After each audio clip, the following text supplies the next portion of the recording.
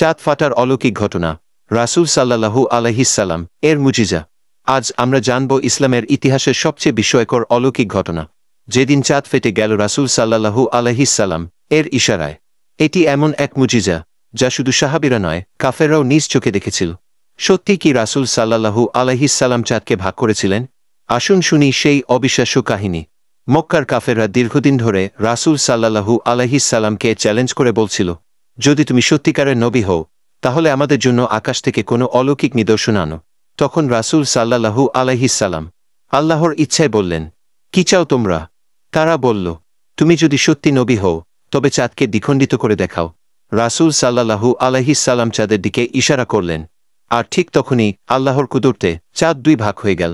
আল্লাহ তাআলা এই ঘটনাকে কুরআনে সংরক্ষণ করেছেন। ঘনিষ্ঠ হয়ে এসেছে কিয়ামত এবং চাঁদ বিদীর্ণ হয়েছে। সূরা কামার ৫৪:১। পুরো মক্কার মানুষ তাদের চোখের সামনে এই বিস্ময়কর দৃশ্য দেখেছিল।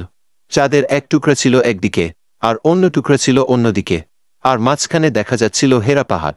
শুধু সাহাবীরাই নয়, কাফেররাও দেখেছিল এই দৃশ্য। অনেকে চিৎকার করে বলল, হ্যাঁ, আমরা চাঁদ দুফাটা দেখেছি।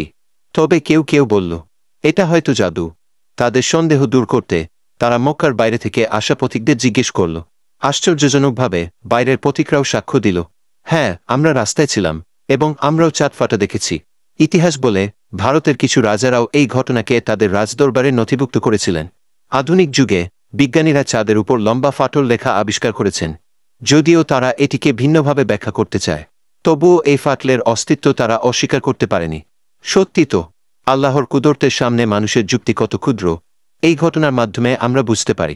যখন আল্লাহ চান, তখন তার রাসূল সাল্লাল্লাহু আলাইহিসসালাম এর মাধ্যমে প্রকৃতির সমস্ত নিয়ম ভেঙে দিতে পারেন।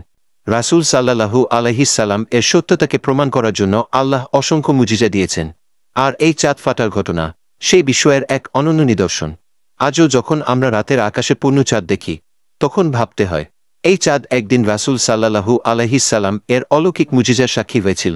যদি তুমি বিশ্বাস করো এই অলৌকিক ঘটনার সত্যতায়, তাহলে এখনই হৃদয় থেকে বলো, আমান্না বিল্লাহি ওয়া রাসূলিহি। আল্লাহ আমাদের সবাইকে সঠিক ঈমানের উপর অটল রাখুন। আমিন।